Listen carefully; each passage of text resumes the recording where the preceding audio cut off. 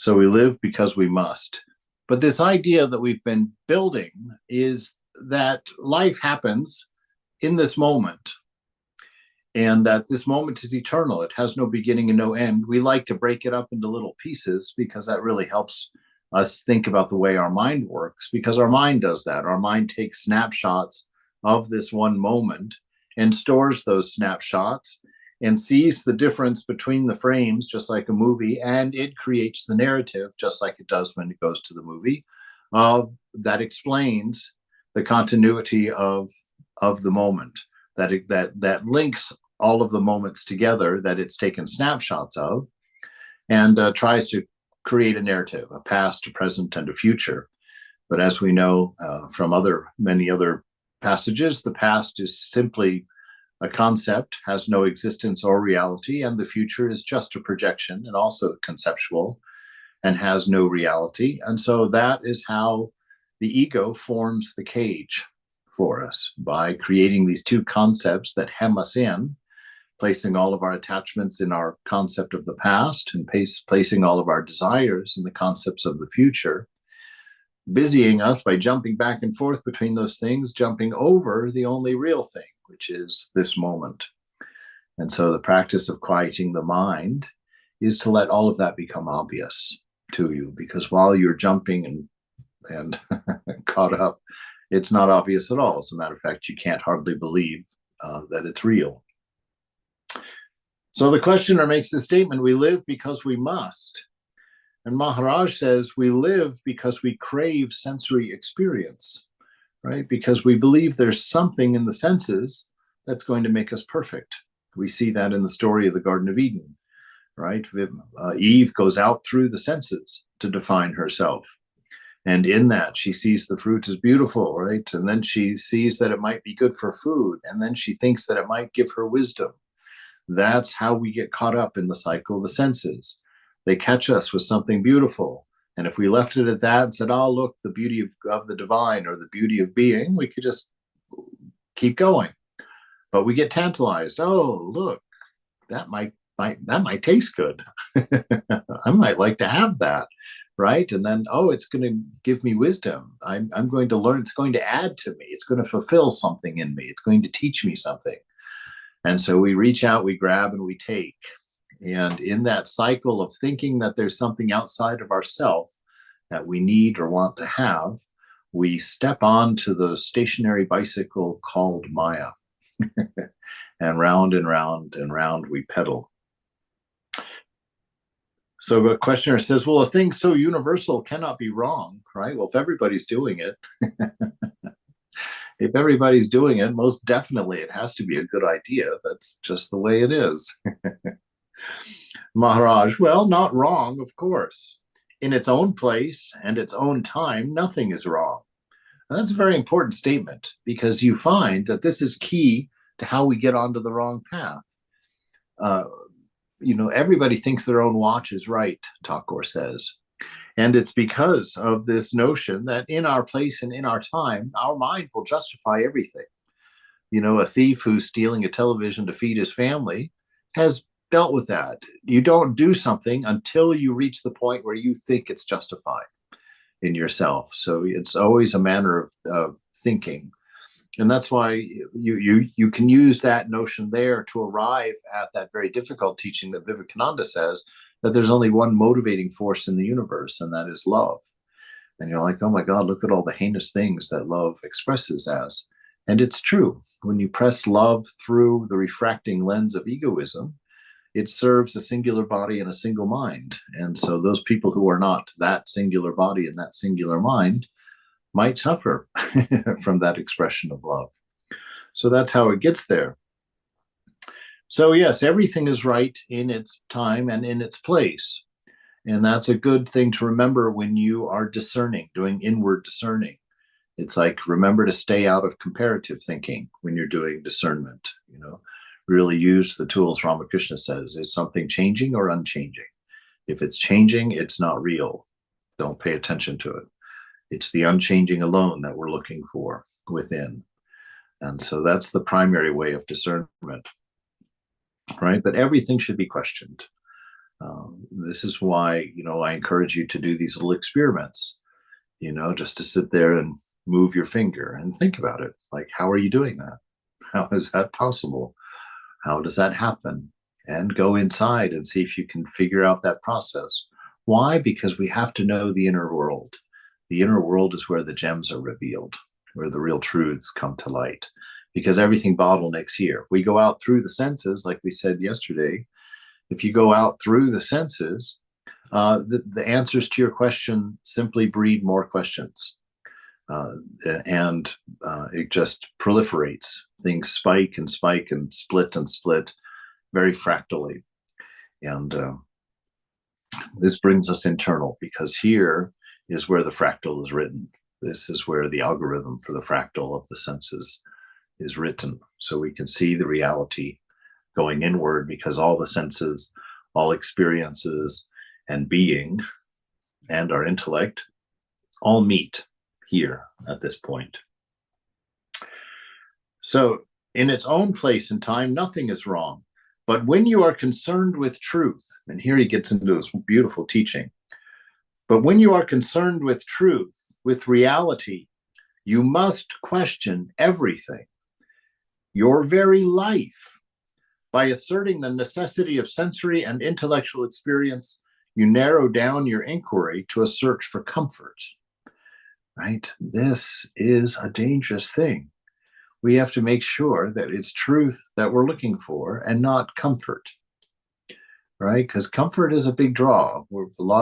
God offers an awful lot of comfort. Our spiritual life, even philosophy can offer a great deal of comfort. So, but we have to be very skeptical of even our own mind, but a healthy skepticism, not a skepticism that questions because we don't want an answer or we don't want to be responsible to an answer, but a skepticism that just really wants to know, what is the reality here? How do I deal with this? How do I move through this? Right? It's that earnestness and sincerity that Ramakrishna says is so important in spiritual life. Not just so important, he says it's the most important in spiritual life, right there with love and truth. So when you are concerned with truth, with reality, you must question everything, your very life. By asserting the necessity of sensory and intellectual experience, you narrow down your inquiry to search for comfort. So we're not going to go looking in the mind and body for our answers. That's what he's saying there. By asserting the necessity of sensory, which is body, and intellectual experience, which is mind, if you make that your search, then it just becomes a search for comfort. It goes out through the senses, and the senses are where we find our comforts. So we're going to turn and go inward. The questioner says, well, I seek happiness, not comfort. And Maharaj, I can just see his smile when he says this. Beyond comfort of mind and body, what happiness do you know? Right? At the level that you're working, comfort is your happiness. Look closely. Understand, see that. And the questioner, he says, well, is there any other? Is there any other comfort besides your senses? Wow, that's a good beginning question right there. And Maharaj jumps on it. Oh, find out for yourself. This is a subjective search. Which is why science and religion for many years hasn't gone along. Of course, there's many reasons for it, but many of them just ego. But one of the reasons is that the science wants you to be able to, take this into a laboratory and demonstrate it. Well, since realization, or since this divine principle within is within, it's a individual experience. You can't demonstrate enlightenment. And so that's why all the sages have just said, well, if you do the work, you'll see. It is provable, but it's not demonstrable. I can't show you. It's something you have to do. Unless, of course, you run into a Buddha or a Jesus or a Rama or a Krishna or Ramakrishna or Holy Mother. Unless you run into one of those, then they have the ability to give these gifts, to give these glances into a consciousness that you haven't experienced, you haven't seen. So is there any other? Find out for yourself. Question every urge, right? This is a bit, I've been doing this quite a bit for the last 2 months, where I'm really, as you know, doing that experiment of really going in and discerning what is body and what is mind in my inner world, how do I know them in my inner world? And so this questioning everything has been a big part of that. It's like a desire arises. I'm like, okay, was that senses that brought that desire? Does it involve body, or was it mind through association that raised that desire? Trying to find out where our desires arising from. And they seem to have just two sources, either memory by association and through senses, which usually wakes up the association. And if you don't catch, like we've talked, if you don't catch that desire when it first forms, when it's barely a desire, it's just a spark. If you don't catch it pretty near that time, it's going to be very difficult to deal with, because what happens, it comes in, becomes a thought that if you attach to that thought, you like it, you think it's your thought, and it describes you. And so now the mind, because of that approval, that interest on your part, brings up many other related thoughts, related experiences, and that puts you into a state of mind. And once you're in a state of mind, unless you've got a lot of inner strength, you're going to have to ride that cycle out, And if you just ride it out without awareness, that's where bondage is. That's why they always talk about us being slaves. We're serving the body, thinking that we're serving ourselves. We're serving the mind, thinking we're serving ourselves. And we get stuck in these cycles, and we believe those cycles to be ourselves. All of those memories and all of those attachments, that's what an attachment is, when we believe something to be ourself or to be about ourself. So he says, question every urge, hold no desire as legitimate, right? Give yourself no pass. Look at every desire, figure out, where is this discontent coming from, right? Because you as a person, you as a self, the divine self, which we'll introduce sort of illegally, but that that divine self is utter contentment. Your nature is utter contentment. There is no imbalance in your nature. And so we want to root out these sources of discontent, because discontent is what causes noisy mind. Discontent gives birth to desire, right? So hold no desire as legitimate, empty of possession. So really, what's he doing? Me and mine, going through, getting rid of all forms of me and mine. That's how we're purifying the mind. Anything that's particularized, we want to get rid of. Empty of possession, physical and mental, free of all self-concern, be open for discovery, right? Make no assumptions. This moment is always your first time. It's part of the narrative of mind. It's part of the delusion to think that you have seen these things before. And so then you just project your same assumptions on them, and you stop seeing. You start assuming. And this is how life becomes automatic. And when life becomes automatic, it becomes rather depressing. It becomes devoid of meaning. And so this is why we want to try and see every moment for the first time, and to wonder at everything in it. Eckhart Tolle, in the introduction to his book, The Power of Now, brilliant experience of this in one of his enlightenment or higher conscious experiences that he had, where he saw light as love, and he saw the moment as new. That's one of the things he said as he went through his room in this new state of awareness. And he said, he picked up things that were familiar to him, and he said, and yet he saw them for the first time. And he saw the colors again, and he saw the vibrancy and the depth and the beauty of everything that he touched. Even though they had a familiar aspect of family, they all looked brand new. They saw them again for the first time. And so really that's the state of awareness. It's seeing every moment as divine, as it is. Let's just leave it that way. Seeing the moment as it is, which is what puts these sages into ecstasy. They see it as it is, without any of the filters of egoism that make everything normal and manageable and predictable. That's what the ego does. It protects us from the unknown by putting this shell of assumption around us, a shell of assumption that lets us feel like we're in charge and we can manage, right? And that's what egoism does. And that ego, that shell can get pretty thick. And so this awareness is how we dismantle that shell, by becoming aware again, by not assuming we've seen these things before, and thereby awakening old stories and old narratives to explain them, right? This is how we find our way out of the senses also, because you have to start becoming aware of your personal stories. How is it you haven't overcome these things, right? What are the stories you tell yourself about why you aren't growing or why you aren't having spiritual experience? What are your answers to yourself?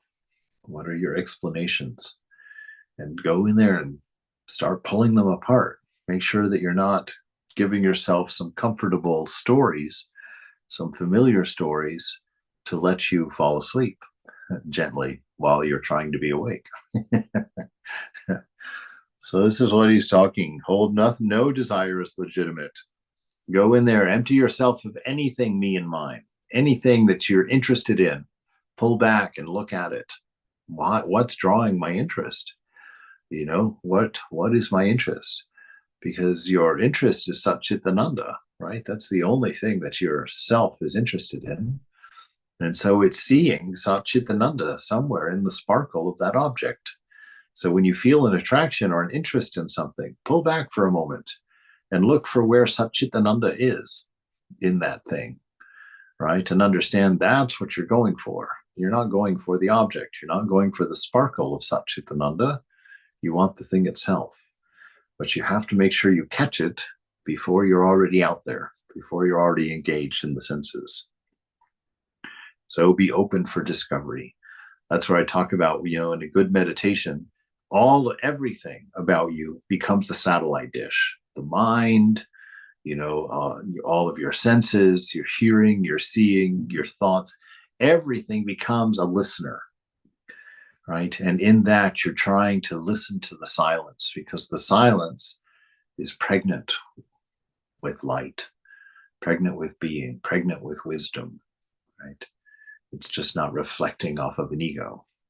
But we want to just remove that ego, but put up this vast set of awareness so that we can see the moment and not let the mind tell us what we are, but to be what we are in that moment.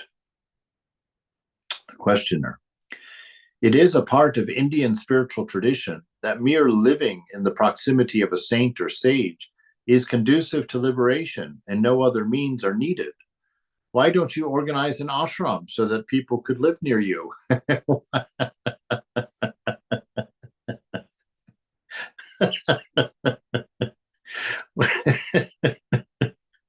Why don't you do that? Yeah, that's a good idea. That's do it. I'm waiting for you to do it, Mark. Yeah, why don't you organize an ashram so I don't have to do anything? All right, Maharaj. The moment I create an institution, I become its prisoner. As a matter of fact, I am available to all. A common roof and food will not make people more welcome. Living near, quote, does not mean breathing the same air. It means trusting and obeying, not letting the good intentions of the teacher go to waste. Have your guru always in your heart and remember his instructions. This is real abidance with the true. Physical proximity is the least important. Make your entire life an expression of your faith and love for your teacher. This is the real dwelling with the guru. Beautiful, beautiful. So physical proximity is the least important thing, right? This is something I've done a lot of thinking about. Well, one, because of how it happened with my gurus, that I took my initiation with Pravrajika Moksha Prana, and then I wanted to join the order. And then that was problematic. So I had to get a different guru. And so I learned right away, from that teaching, because Beller Mott sent me to Moksha Prana to ask permission from her to take a new guru. And her response was just so delightful. She chuckled, like a toddler had just come and asked a question. She just chuckled at the question, and she said, "Oh yes, yes. You see, there is only one guru. We are just many faces of that one guru. So you're not changing gurus. You're just changing faces." And so I got to see that aspect. And then with both of my gurus, both she and Ranganatananda passed. Don't blame me for this, but they passed away. They passed away a year after I took initiation from them. So I've had this long question for a long time. Like, well, should I go find another guru?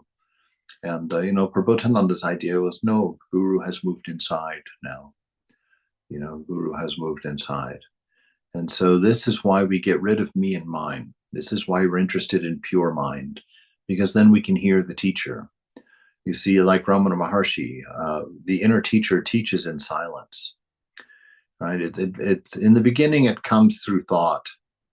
I get myself in trouble here, but yeah, in the beginning, it comes through thought, right? We think about things and we learn things, and our philosophical understanding increases. But after a while, who cares? The stuff up here is not the thing. I don't want just a series of thoughts that can make me feel better. A series of thoughts that comfort me, a series of thought that provide me an answer.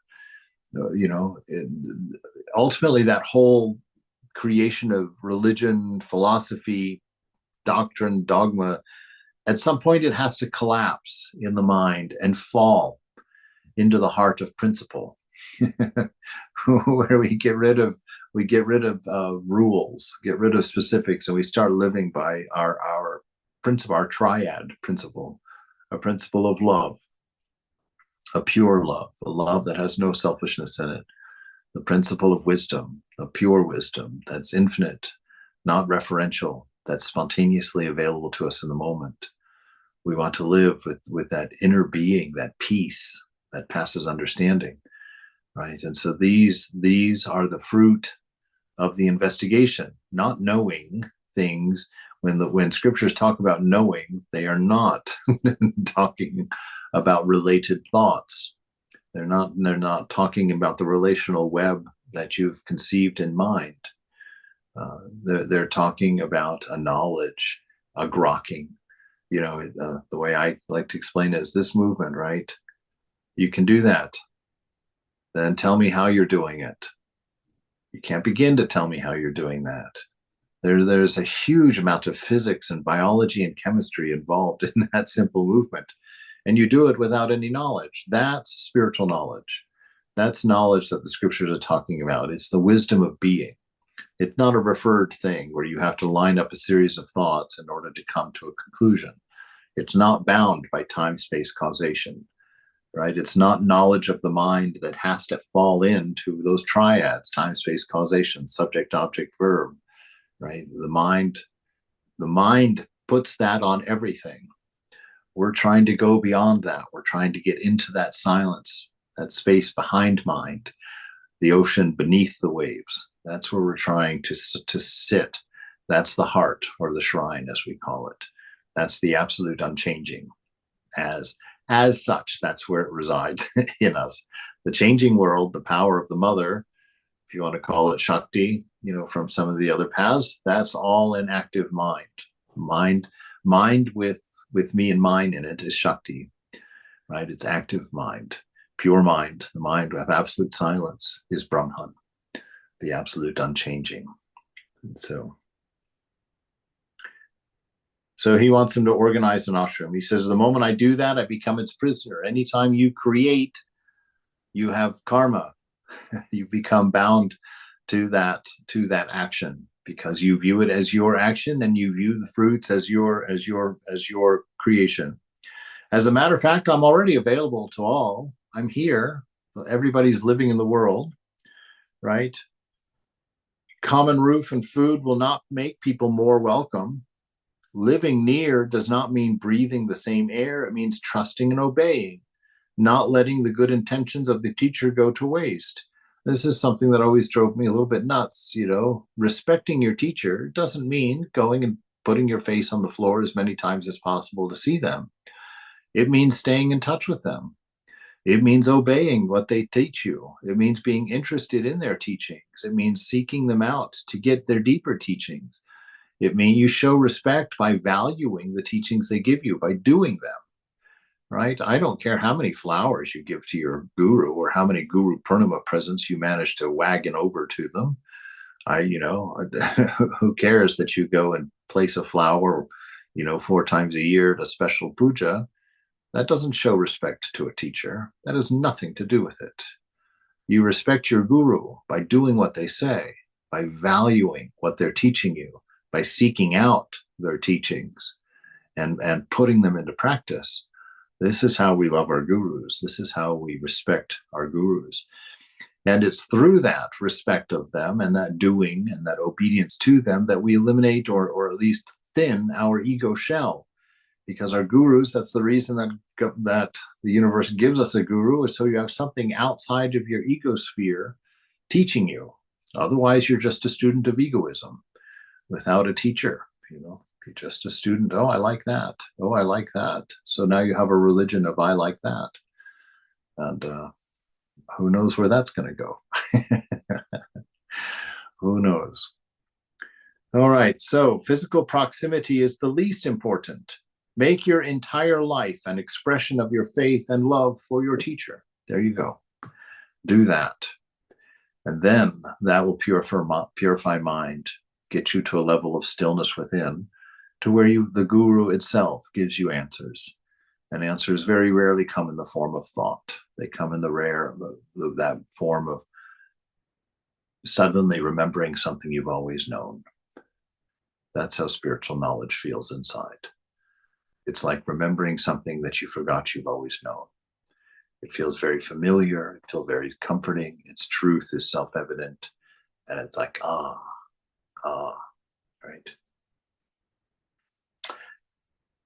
All right, chapter 33. Everything happens by itself. I bet we're going to jump into not being the doer at this point, which is one of my favorite investigations right now. Questioner, does a Gany die? What's interesting that he's asking specifically about a Gany. Does a Gany die? That means a knower. Maharaj, he is beyond life and death. That doesn't have anything to do with him, right? A Gany lives before life, before death. What we take to be inevitable, to be born and to die, appears to him but a way of expressing movement in the immovable, change in the changeless, end in the endless.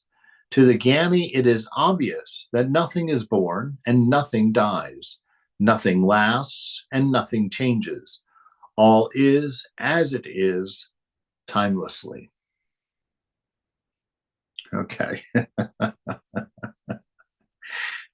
The best thing in the light of a sentence or a teaching like this is just to sit there and wonder and be silent. There is so much material right here.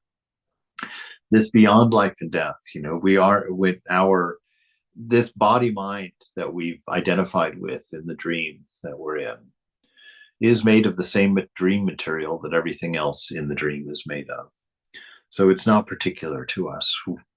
We suffer through it because we believe it to be us, but we are the dreamer, right? We're the one in the bed, and the whole dream is composed of ourself. And so we have to live in the dream knowing that we're the dreamer. And what is the dreamer? The dreamer is the container of the dream. It's no particular thing in the dream. And so we are the container of this universe. We are not in this universe. This universe, in reality, the sages say, are within us. And so it's coming to know this. That is being beyond life and death. You see that life and death are both within you, that you are not subject to them. And that it's through life and death that what? We allow the mystery. And what is the mystery? Is to have to express movement in the immovable, right? To give love and action, to give wisdom and expression, to give being a play, This is why we have to be born and die. We're actually being born. What happens? We're delivered into a world, a universe of limits. All right, we're born into a particular mind. We're born into a particular story. So we're born into a world of limits. That is what allows movement, right? It's limits that allow movement. It's discontent that creates action, right? And so we're born into the illusion, born into a world of limits, saying that you are not the whole, you are not divine, you are not the one without a second, right? But you are this little goofy guy, called Swami C, or called Beth, or called anything, that you're this make-believe collection of limitations and restrictions, and you're going to waddle around dragging this big ring of keys with you, called a personality, for the rest of your life. Everybody, oh, here comes Sharon. Well, what does that mean? Oh, here comes all the ring of keys that we know as Sharon, a particular jingle as she walks. So he's beyond life and death. What we take to be inevitable, to be born and to die, appears to him but a way of expressing movement in the immovable, change in the changeless, and end in the endless. Very nice. So this is what birth and death do for you. They set you into that ignorance, they pop you out of it. So there's probably a little cosmic bubble pop every time you're born and every time someone dies. As you're pulled through the membrane of limit, the membrane of particular, the membrane of ignorance. So he says to the Gany, it's obvious, okay? Look around the room to you and think about the things that are obvious to you right now. Look around them and understand that when you realize, to the Gany, it's going to be obvious, nothing is born, nothing dies. Right? Think about how nice that will be to have that thought as familiar and obvious to you as the window shade, as your lamp, as the chair you're sitting in. To the Gany, it is obvious that nothing is born and nothing dies, nothing lasts, and nothing changes. All is as it is, timelessly. Right? So it's going to the movie and watching the movie and never forgetting the white screen.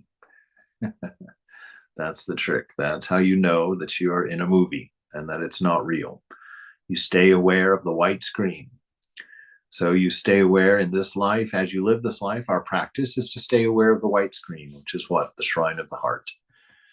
Sitting here, being unattached to anything on the screen of mind.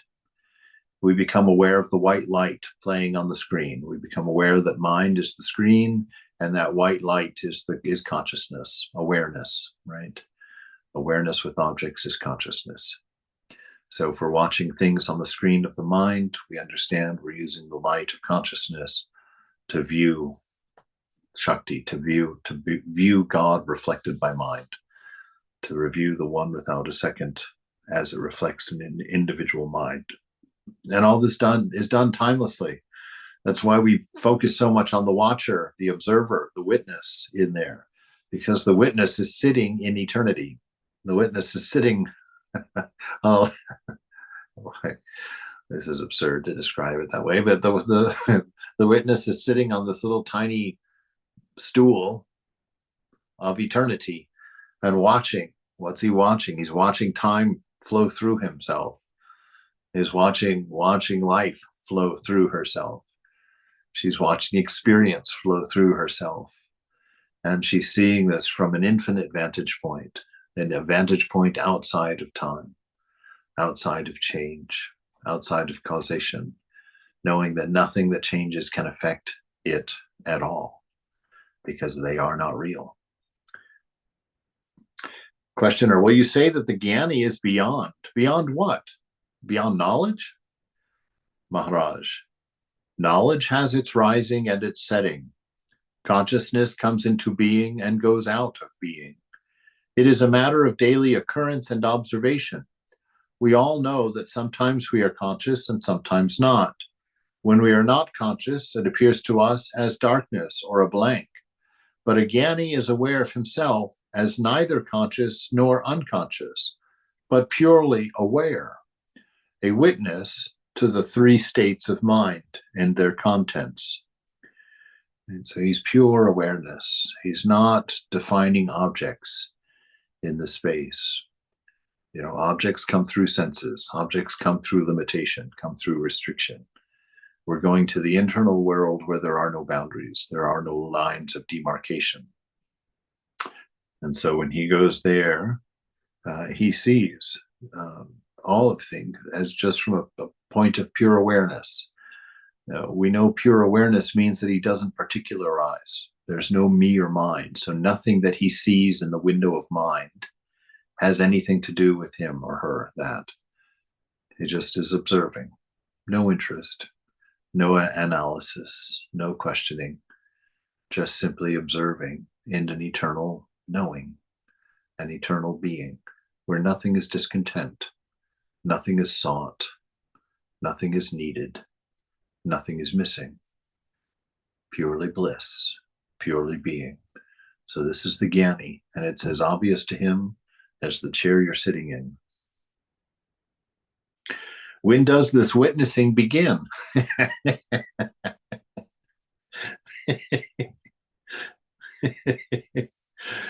Maharaj, to a Gany, nothing has a beginning. Nothing has an ending. As salt dissolves in water, so does everything dissolve into pure being. Wisdom is eternally negating the unreal. To see the unreal is wisdom. Beyond this lies the inexpressible. All right. So to the Gany, when does the witnessing begin? You see how our questions always come from the perspective of the dream, right? Our questions are always relative to our self in the dream. You don't ask questions in your dream that are relative to the world of the dreamer, right? Because they don't make any sense to the dreamer in the world of the dreamer. That's how you know they're unreal.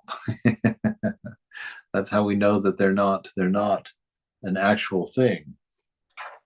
And so he starts off just that way. To a Gany, nothing has beginning or an ending. We're not looking at limitations. We're not looking at boundaries. That's egoistic living. Egoism is always interested in breaking things into small bite-sized pieces that are very unalarming. Or if you have an ego, the unfortunate condition of having an ego that gets fed by being alarmed, then you're always worrying about something, because that's how your ego has learned to feed itself. So these are why we have to watch these things from inside, so you can find out how are the ways that your ego is tricking you into your slavery. So to a Gany, nothing has beginning or ending. As salt dissolves in water, so does everything dissolve into pure being. Right? That's the one without a second, the unchanging absolute, the divine principle, if you will. Wisdom is eternally negating the unreal, right? So knowing that, it's changing, because things that change, when are they what they are? Do you see what I'm saying? You look at a piece of meat on the counter and you're saying, oh, well, let's start earlier than that. You go to the farm, you see the piglet, right? And then suddenly you see that same piglet as a cutlet on the kitchen table.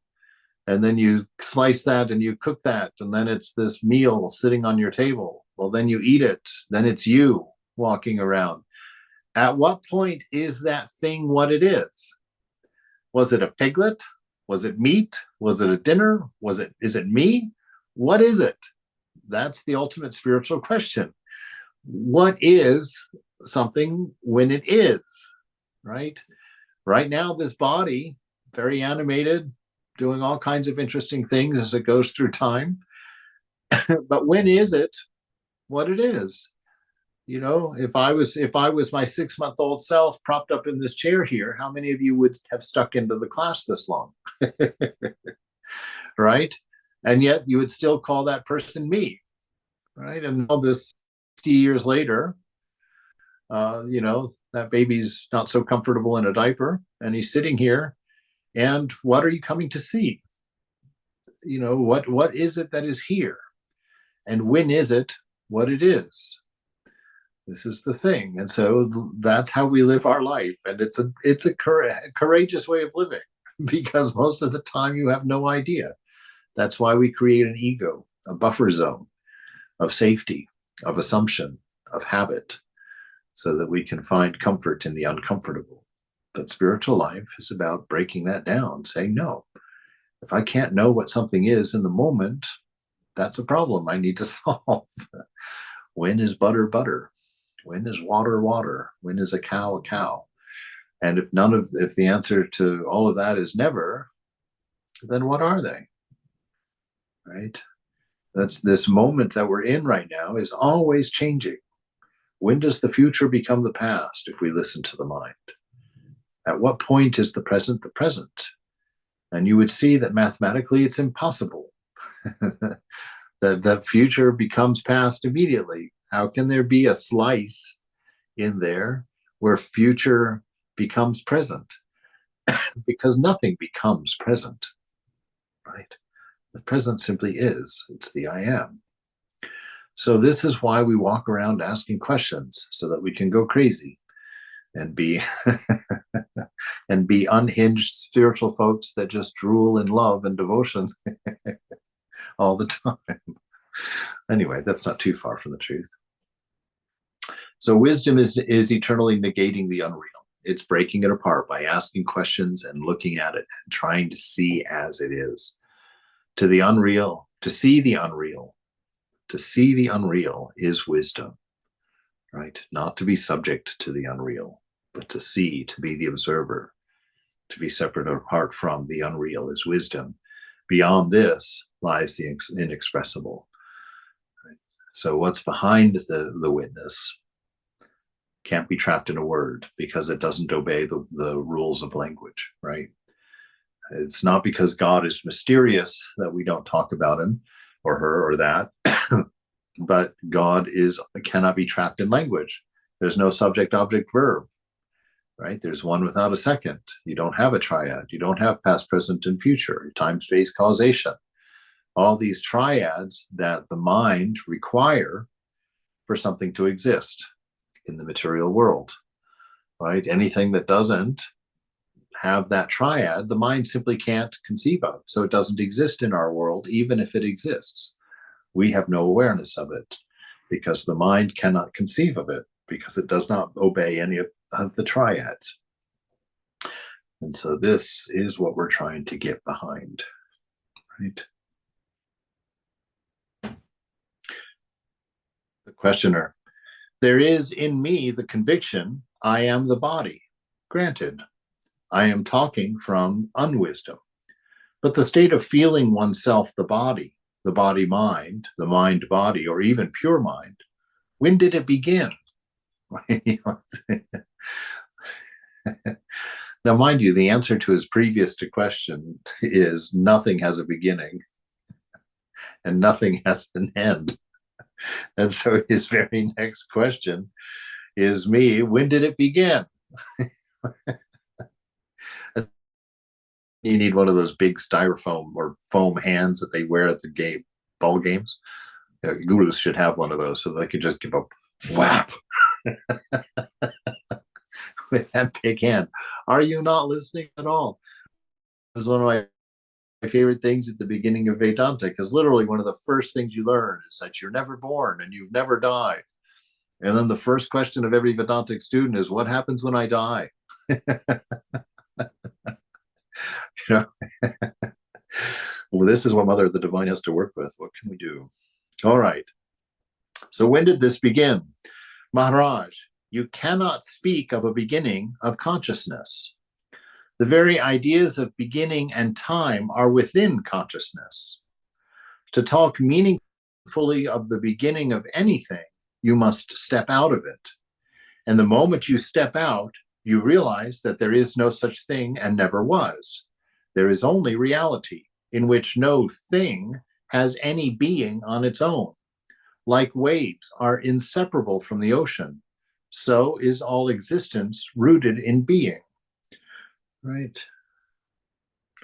It's the observing of it through a lens of particularization that creates all of these attributes, right?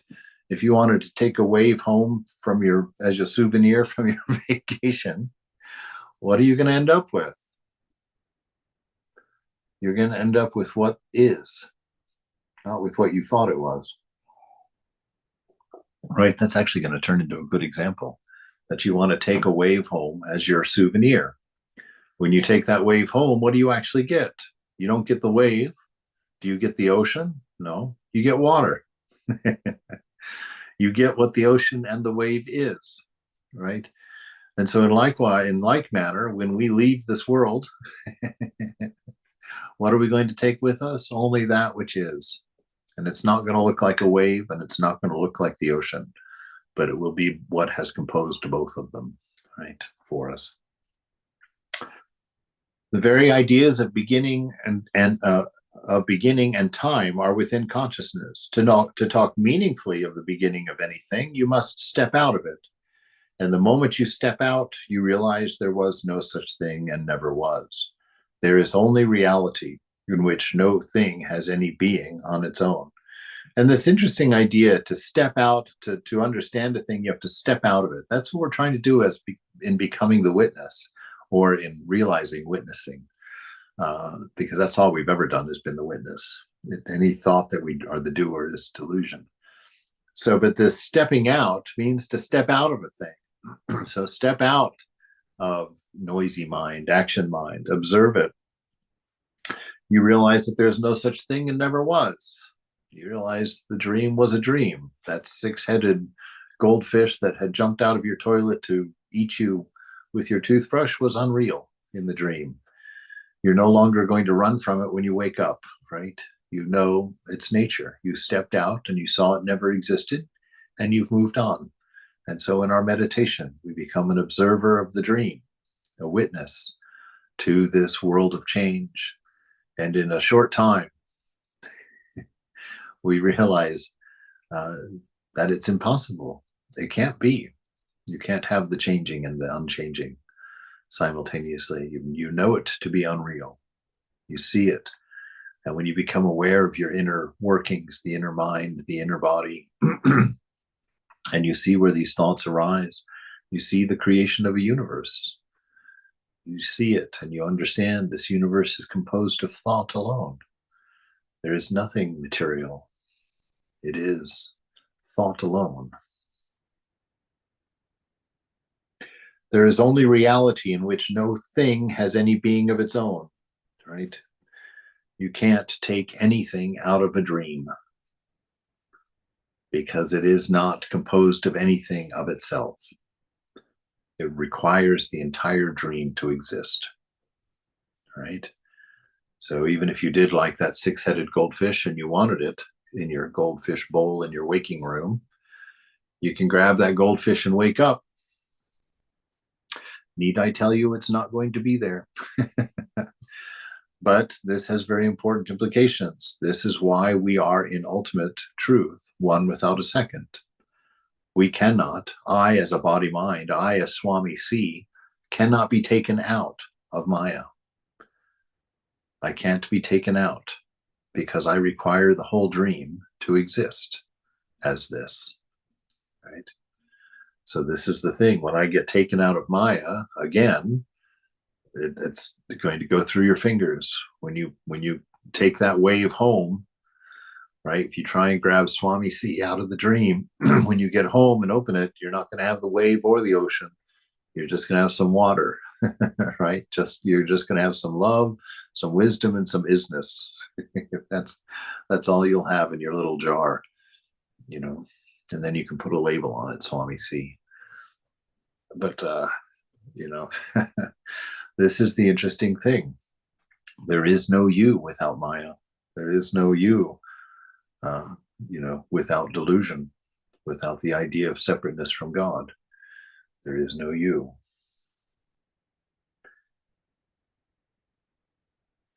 So it's going to go through a bunch of short questions. Let's save that for next week. And let's stop the recording here.